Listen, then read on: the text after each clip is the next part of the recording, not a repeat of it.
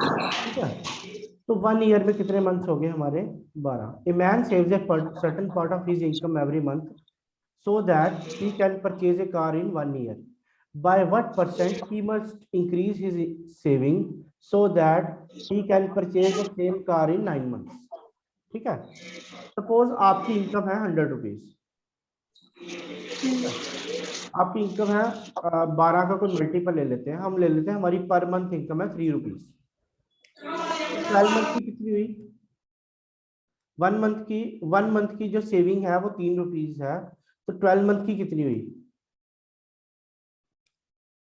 अगर एक महीने के आप 3 रुपए सेव कर रहे हो तो 12 महीने के कितने हुए? 12 × 3 कितना हो गया? 36 रुपीज। ठीक है, यहां तक क्लियर है? ठीक है। अब वो कहता है हमें कितने महीनों में कार लेनी है, हमें 36 रुपीज कितने मंथ्स में सेव करने हैं? 9 मंथ्स में। तो हम क्या करेंगे? Per month saving, per month saving जब कार हमें जल्दी चाहिए। ठीक है, when we need car in 9 months. तो क्या करेंगे हम? 36 डिवाइडेड बाय 9, 9 4 जा 36, तो ये कितने हो गया? पहले हमारी सेविंग थी कितनी? पहले हमारी सेविंग कितनी थी? 3 रुपए। अब सेविंग कितनी होगी हमारी? 4 रुपए। 4 रुपीज। Very good. अब मुझे बताओ how much percentage is increasing saving so that he can purchase a car in 9 months. कितने परसेंट उसकी सेविंग्स इंक्रीज हुई? कितने परसेंट उसकी सेविंग्स इंक्रीज हुई? 1%। हाँ जी, 1। 1 क्या? अच्छा, परसेंट निकालनी है। Okay okay okay. परसेंटेज निकालनी है हमें। देखो देखो, हमारे पास से पहले 4 थे। परसेंटेज कैसे निकालते हैं? Change in value divided by original value. Change in value क्या थी? 4 - 3। ठीक है, तो ओरिजिनल वैल्यू क्या थी हमारी? 3 मल्टीप्लाई बाय 100। तो ये था हमारा 1/3 मल्टीप्लाई बाय 100। हमें पता 1/3 किसको कहते हैं हम? 33 1/3%। तो आंसर क्या हुआ हमारा? आंसर हुआ हमारा D part. D part is our answer. चलिए नेक्स्ट क्वेश्चन। सर यहाँ पे आपने 1 मंथ की जैसे फीस 3 ली है। हाँ जी, लेट किया हमने। लेट किया ना, तो यहाँ पर अगर हम 6 भी लेट कर सकते हैं। हाँ 6 भी लेट कर सकते हैं, मगर ये याद रखना 12 का मल्टीपल होना चाहिए। उससे क्या होगा? आंसर निकालने में आसानी होगी। Okay okay sir. ठीक है, मनमीत को समझ आया?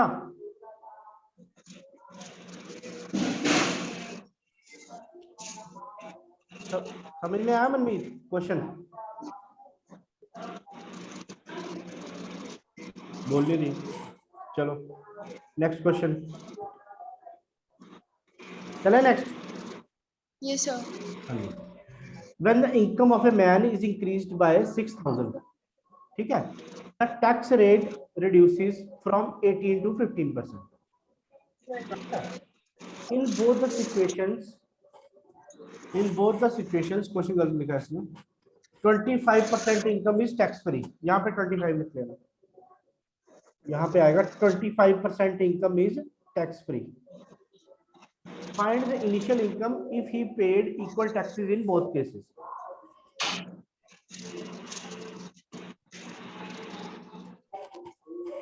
Find his initial income if he paid equal taxes in both cases.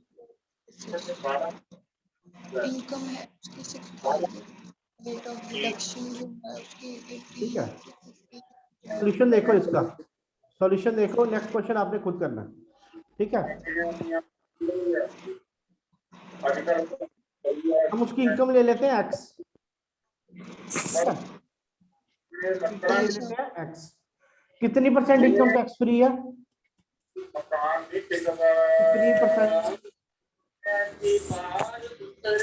100 में से कितने परसेंट टैक्स फ्री है हमारी? 25%, है ना? तो हमारे पास कितने बचे 75। तो टैक्स किस पे लगेगा, टैक्स किस पे लगेगा 75/100, ठीक है। और टैक्स कितना लग रहा था पहले 18%, 18/100। यहाँ तक क्लियर। देखो ये टैक्स कम होने से पहले की इनकम है, इनकम थी हमारी एक्स, कितने पे लग रही है, हाँ जी पूछो।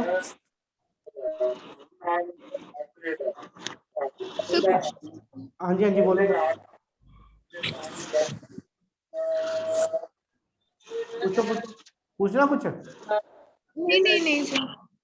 इनकम थी हमारी एक्स, ठीक है, कितने परसेंट टैक्स फ्री थी 25%, मतलब 100 रुपए थे तो सिर्फ 75 रुपए पे टैक्स पड़ेगा, और कितना टैक्स पड़ेगा 18%, ठीक है। ये था फर्स्ट केस हमारा। नेक्स्ट केस में क्या हो रहा है, नेक्स्ट केस में क्या हो रहा है, ये किसके बराबर आएगा, दूसरी इनकम क्या होगी हमारी x प्लस 6000, ऐड होगी ना 6000 इनकम, ठीक है।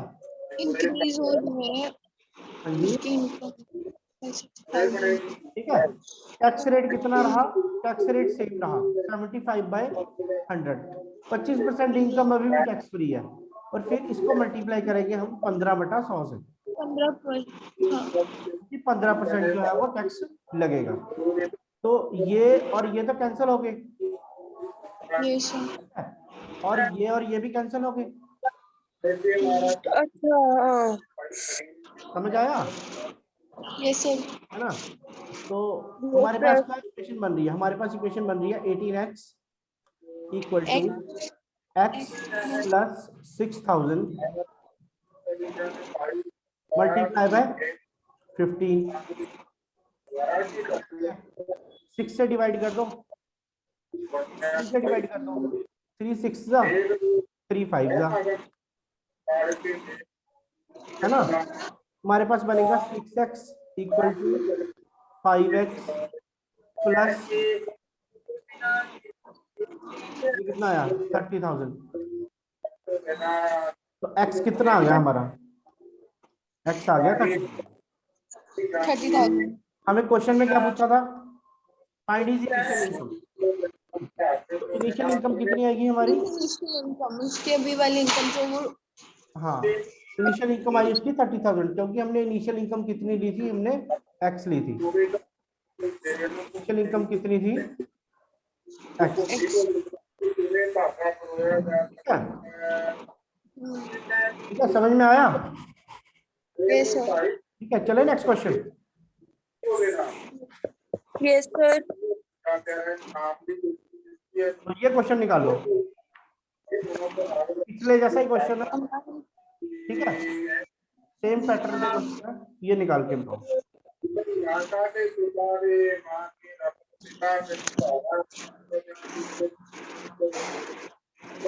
क्वेश्चन निकालो, सेम पिछले की तरह ही क्वेश्चन है ये,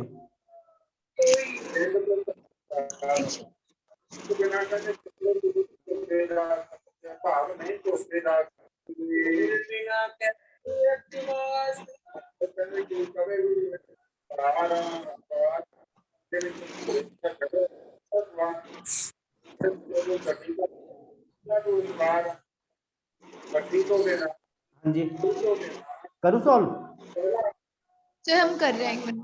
हाँ करो करो।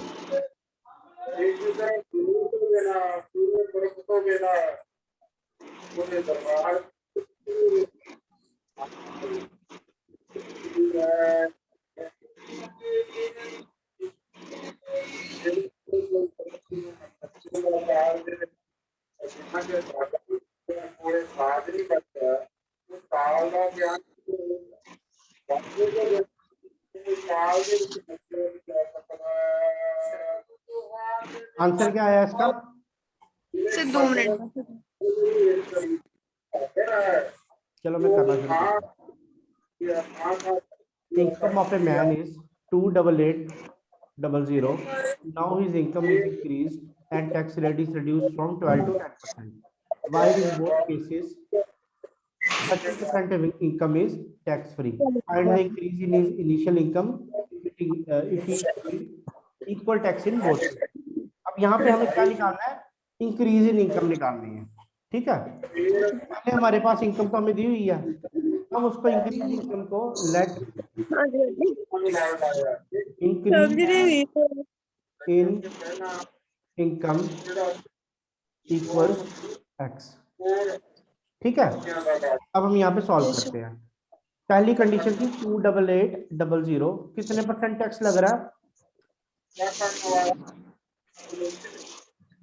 कितने परसेंट लग रहा है, 12%। 30% टैक्स फ्री है, बाकी लग रहा है 12%। ये किसके इक्वल आएगी हमारी, 28800 प्लस एक्स मल्टीप्लाई बाय 70/100 और सर 1,45,000 आया मेरा। कैसे, देखो जैसे मैं कर रहा हूँ, ठीक है। अब यहाँ पे Yes, sir. 70 और 70 उड़ गए, Yes, sir. ठीक है, ये भी उड़ा दो, ठीक है। क्या बचा हमारे पास, ये भी उड़ा दो। Sir, 12 और 10 को यहाँ 6 कर दो, यहाँ 5 कर दो, यहाँ से 5 है सर। ठीक है। कलर चेंज कर दो, रेडी, ठीक है।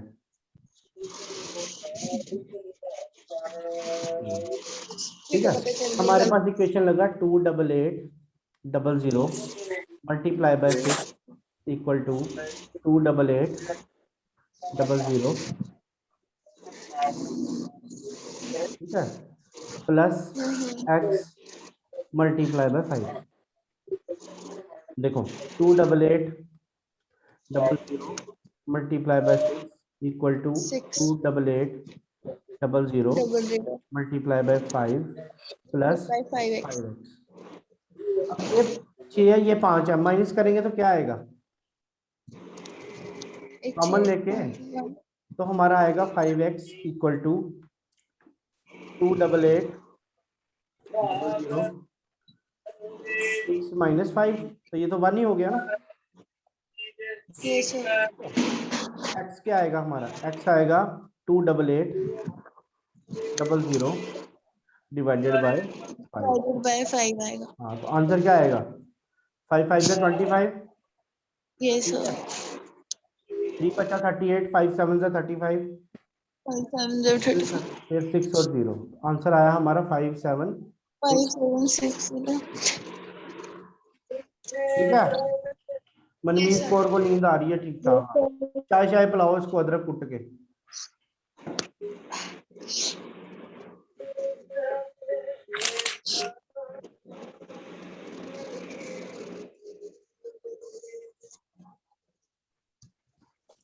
चले नेक्स्ट क्वेश्चन, समझ में आया ये क्वेश्चन, Yes, sir.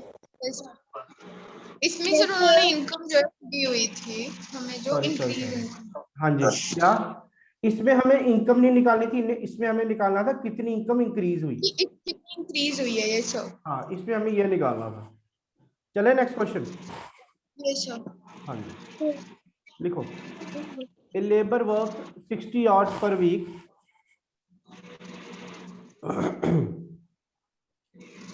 ठीक है, और he earns 2400 has wages if his per hour wages are increased by, spelling गलत लिखे, INCRES, increased by 40%, the duration of work is reduced by 16 by 3%, find the percentage change in income, ठीक है।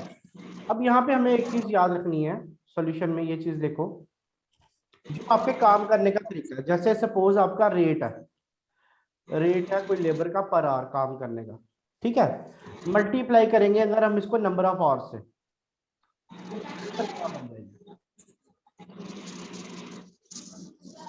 ठीक है ना। अगर आप 1 घंटे के 10 रुपए ले रहे हो, अगर आपको मैं 5 घंटे काम कर रहा हूं तो क्या होगा, 10 रुपीज मल्टीप्लाई बाय 5 है ना, तो वो आपकी वेज बन गई।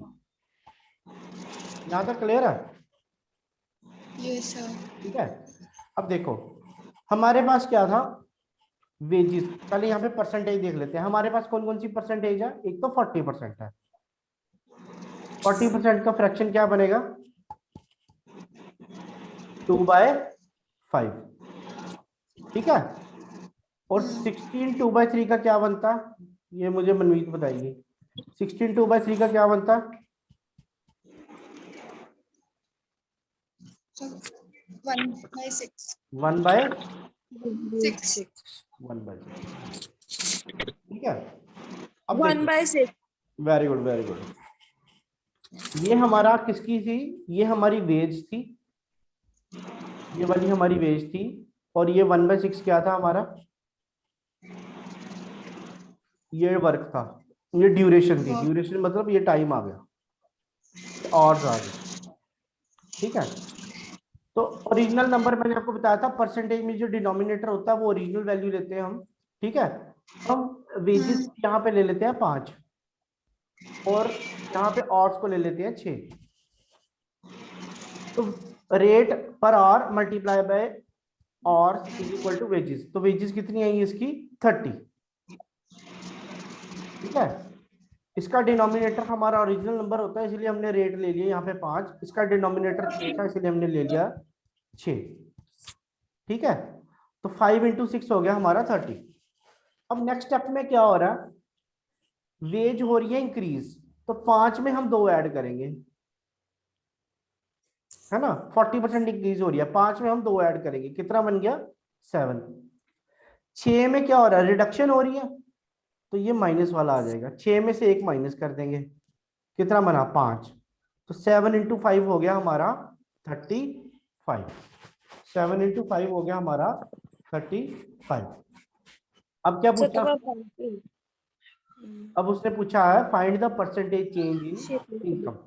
इनकम कितनी चेंज हुई, पहले 30 रुपए कमाता था, अब 35 रुपए कमा रहा है, तो इनकम कितनी हुई +5। ओरिजिनल इनकम कितनी थी उसकी 30 मल्टीप्लाई बाय 100, बताओ कितना बनेगा ये। 5 1 जा 5 6 जा, तो ये क्या बना आपका 1/6 मल्टीप्लाई बाय 100। आपको पता है 1/6 की परसेंटेज कितनी होती है 16 2/3%। तो ये आपका आंसर है। दोबारा रिपीट कर रहा हूं, दोबारा सुनना। अब हमारे पास वेजेस थी 40%, उसकी रेशो आ रही है 2/5, और हमारे जो वर्किंग आवर्स थे उसकी रेशो आ रही है 16 2/3 या 1/6। हमारा डिनोमिनेटर क्योंकि हम लेते थे अगर P/Q की फॉर्म में लेते हैं तो Q जो होता है वो ओरिजिनल वैल्यू होती है और ऊपर जो होता है वो रिजल्ट होता है। तो रेट हमने ले लिया 5 क्योंकि 5 हमारा डिनोमिनेटर आया ओरिजिनल वैल्यू, और 6 यहाँ पे आया नंबर ऑफ आवर्स। अब हमने देखना कि ये था हमारी ओल्ड वेज, इसको लिख लो ओल्ड वेज, ये आ गई न्यू वेज। ठीक है, ये भी लिख लो ओल्ड वेज मतलब जो उसकी पुरानी इनकम थी। ठीक है, 5 × 6 आ गया 30, और यहाँ पे जब हमने 5 में +2 किया तो आ गया 7। 2 +2 ही क्यों किया, क्योंकि 40% इंक्रीज हो रही है। ठीक है, और 5 का 40% होता है 2, तो 5 + 2 7, 6 - 1 5, क्योंकि ये जो है वर्क ऑरेशन ड्यूरेशन डिक्रीज हो रही है। 7 × 5 35, दोनों का डिफरेंस 30 और 35 का आ गया 5। ठीक है, और हमें परसेंटेज चेंज इन इनकम निकालनी थी, तो ओरिजिनल इनकम थी हमारी 30, उसमें कितनी इंक्रीज हुई 5 मल्टीप्लाई बाय 100, तो रेशियो आ गया 16 2/3%। ठीक है, ऐसे भी लिख सकते हैं, इसको ऐसे भी लिख सकते हैं 16.66%। याद रखना पेपर में डेसिमल में भी आ सकता है। चले नेक्स्ट क्वेश्चन। Fraction decimals. ठीक है, हाँ जी, next question. The sale of the cinema ticket, ये मेरे क्या मैंने करवा दिया या करवाना है अभी? सर नहीं करवाया। नहीं करवाया हुआ, ये गलत टाइप हो गया यहाँ पे ना, 5 की जगह परसेंटेज आना, 5 का ही होता ना, शिफ्ट दबा के परसेंटेज नहीं लिखा। The sale of the cinema ticket is increased by 5 1/7%। तो हमारे पास कितनी आ गई 557 1/7%। ये मैंने करवाया था आपको, इसकी फ्रैक्शन क्या होती है, और दूसरी कौन सी फ्रैक्शन है 16 2/3, ये तो पता ही है आपको, इसकी फ्रैक्शन होती है 1/6। इसकी बताओ क्या होती है, इसकी 4/7 होगी मेरे ख्याल से। ठीक है, अब यहाँ पे कॉन्सेप्ट क्या होता है, देखो यहाँ पे कॉन्सेप्ट हमारा लगेगा कि जो हमारी प्राइस ऑफ टिकट है टिकट की प्राइस कैसे निकालते हैं हम? Sale multiply by price is equal to revenue. ठीक है, और 57 1/7 होता है हमारा 4/7। ठीक है, sale multiply by price is equal to revenue. तो यहाँ पे हम लिखते हैं ओरिजिनल या ओल्ड और नीचे लिख दो न्यू। सेम पिछले क्वेश्चन की तरह करना है इसको। तो सेल की बात करते हैं, 57 1/5% ये थी हमारी सेल और ये थी हमारी प्राइस। दोनों इंक्रीज हो रहे हैं, दोनों इंक्रीज हो रहे हैं। तो हमारी ओरिजिनल सेल कितनी थी? 7, और ओरिजिनल प्राइस कितनी थी? 6। कितनी इंक्रीज हुई? 4 प्लस 4 प्लस 4 प्लस 4, तो न्यू होगी 11। प्राइस कितनी इंक्रीज हुई? +1। ये कितनी होगी हमारी? 7। पहले रेवेन्यू कितना आ रहा था? 42, 7 6 42। अब कितना आ रहा है? 11 मल्टीप्लाई बाय 7 77। इन दोनों का डिफरेंस निकालो, कितना आया? 7 में से 2 गए 5 और यहाँ पे 35। 35। अब वो पूछ रहा है कितने परसेंटेज इंक्रीज हुआ? कितना हुआ? 35 डिवाइडेड बाय 42 मल्टीप्लाई बाय 100। 100। ठीक है, मल्टीप्लाई बाय 100। ठीक है, मैं अभी, ठीक है, कितना हो गया? 35 डिवाइडेड बाय 42 मल्टीप्लाई बाय 100। कितना बनाइए? 7, कितना बनेगा? 7 5 जा 35, 7 6 जा 42, तो 5/6 मल्टीप्लाई बाय 100। अब मुझे बताओ इसकी फ्रैक्शन क्या होगी? 5/6 की फ्रैक्शन क्या होती है? ये हमने फर्स्ट क्लास में किया था। 1/6 की होगी 16 2/3, है ना? 16 2/3। इसको मल्टीप्लाई करो 5 से, कितना बनाता? 80। 80 10/3, 10/3 तो हम ले नहीं सकते, है ना? 10/3 क्योंकि 10 3 से बड़ा है, तो 3 3 जा 9 और 1।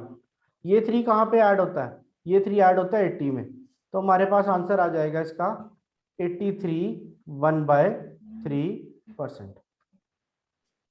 83%। नहीं समझ आया तो रिपीट कर दूं? रिपीट कर दो ये। क्या चीज, ये वाला या पूरा ही? सर ओरिजिनल और न्यू वाला कंसेप्ट तो समझ आया, बट फिर भी समझा दो। देखो, अगर हम कोई भी फ्रैक्शन ले रहे हैं ना P/Q फॉर्म में, ये वाला होता है हमारा ओरिजिनल और ऊपर वाला होता है रिजल्ट। ठीक है, तो पहले हमारे पास फ्रैक्शन दी हुई है, हमारे पास फ्रैक्शन दी हुई है जैसे 1/6। ठीक है, तो 6 जो है ये हम ओरिजिनल वैल्यू लेंगे, ये जो है ये इंक्रीज या डिक्रीज बताएगा। ठीक है, वैसे ही हम 7 लेंगे और 4 जो है वो इंक्रीज या डिक्रीज बताएगा। तो पहले हमने 7 ले लिया यहाँ पे, ठीक है, यहाँ पे 7, यहाँ पे 6 ले लिया, +4 और +1, फिर 11 7 मल्टीप्लाई करके बाकी हमने सिंपल परसेंटेज निकालनी। कोई चीज पूछ रही है दोबारा? मैं रिपीट कर देता हूँ। नहीं सर बस। मनमीत, सर नहीं पूछना कुछ भी। क्या? Thank you sir. सर नहीं पूछना कुछ भी, अच्छा समझ आ गया। ठीक है, ठीक है, okay okay, Aahista Aahista. Sir ठीक है, नेक्स्ट क्वेश्चन देखो। If the income tax is increased by 19%, then the net income is reduced by 6%. Find the rate of income tax. ठीक है, अब यहाँ पे हमारे पास एक कॉन्सेप्ट आता है, जो टैक्स है it is inversely proportional to net income. ठीक है, कैसे? क्योंकि इनकम टैक्स क्या हो रहा है? इंक्रीज हो रहा है, इनकम रिड्यूस हो रही है। ठीक है, तो यहाँ पे हमारा टैक्स कितना इंक्रीज हो रहा है? यहाँ पे देखो, यहाँ पे इसको टैक्स कितना इंक्रीज हो रहा है? 19%, 19/100। और नेट इनकम कितनी रिड्यूस हो रही है हमारी?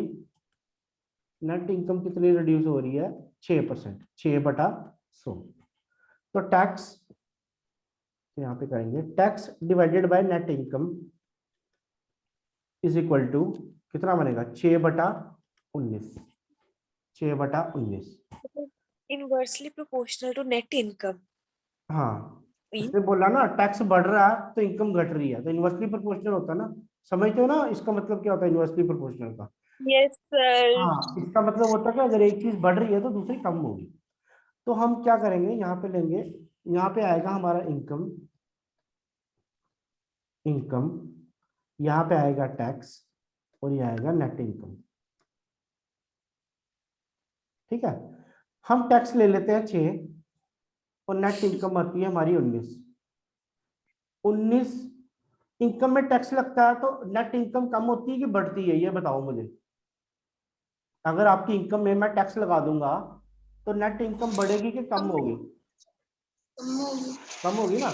इसका मतलब जो 19 आया वो किसी चीज में से हमने 6 निकाले तभी 19 आया। किस में से निकाले थे? 25 में से। 25 में से 6 निकालो तो आ जाते हैं 19। ठीक है, अब उसने क्या पूछा, find the rate of income tax. तो रेट ऑफ इनकम टैक्स क्या हुआ, 6/25 मल्टीप्लाई बाय 100। 6/25 मल्टीप्लाई बाय 100, तो ये कितना आएगा आपका 24%। दोबारा देख लो, टैक्स टैक्स की कितनी परसेंट थी, टैक्स का 19% इंक्रीज किया और वो किसके बराबर आ गया, हमारा नेट इनकम जो 6% रिड्यूस हुई। ये दोनों इनकम, ये दोनों चीजें बराबर रहेंगी। ठीक है ना। सपोज 100 रुपए पे आप टैक्स लगाते हो 5 रुपए, ठीक है, और नेट इनकम कितनी डिक्रीज हो रही है, 5 रुपए डिक्रीज होगी ना नेट इनकम भी, इसीलिए ये दोनों बराबर आ गए। ये वाला स्टेप मैंने ये किया हुआ। ठीक है, तो टैक्स बाय नेट इनकम का रेशियो निकाला हमने, टैक्स को हमने अज्यूम किया 6, नेट इनकम को किया 19 और हमारी इनकम आ गई कैसे, 19 + 6 = 25। तो 6 divided by 25, tax divided bye income multiply by 100, ये हो गया हमारा rate of income tax, rate of. ठीक है, डन। चलो नेक्स्ट क्वेश्चन करो। करेक्ट हो गया, फिर से पढ़ा दो अच्छा ये वाला, सर। ये जो 3/100 है ये तो आगे की उसकी परसेंट दी हुई थी, किसकी? लेकिन ये जो इन टैक्स और वो दी हुई है ना, ये इनकम हाँ टैक्स और ये 19 और जो 6 है जो नीचे है इनकम और टैक्स, ये 25 कहाँ से आया? 19 + 6। अच्छा 19 + 6 हाँ और 19 फिर इसका और हमने टैक्स की परसेंटेज निकालनी थी, तो टोटल हमारी इनकम कितनी है 25, 6/25 मल्टीप्लाई बाय 100। ओके ठीक है, 6/25 मल्टीप्लाई बाय 100 आया समझ में? Yes sir. Rate of income tax. ठीक है, सर अगर यहाँ पे जैसे उन्होंने क्वेश्चन में पूछा find the rate of income tax, but उन्होंने अगर यहाँ पे पूछा find the rate of deduction जो है वो दी होता तो फिर वो तो क्वेश्चन में दिया हुआ है 19%। 6% दिया। 19%। डिडक्शन किस में, नेट इनकम में या टैक्स में? नेट नेट इनकम में हाँ हाँ, फिर 6% आनी थी। फिर 6% नहीं थी ना। हाँ हाँ ठीक है, ओके चले नेक्स्ट क्वेश्चन।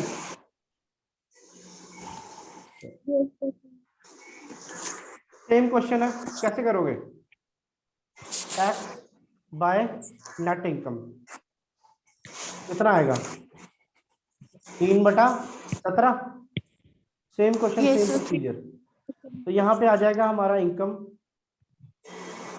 यहाँ पे आ जाएगा टैक्स और यहाँ पे आएगी नेट इनकम।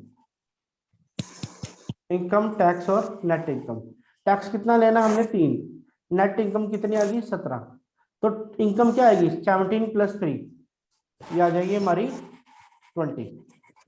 ठीक है, अब क्या पूछा उसने, find the rate of income tax. Very simple, 3/20 multiply by 25 था, तो आंसर क्या है हमारा 15%. Very good.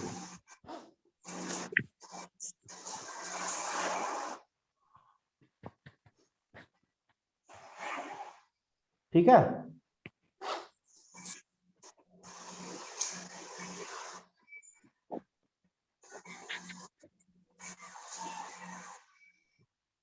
क्लियर है question? Yes, sir. Income taxes in 70%. Screen. Screen अभी रुक जाओ, आ जाती है, अभी रुको एक मिनट में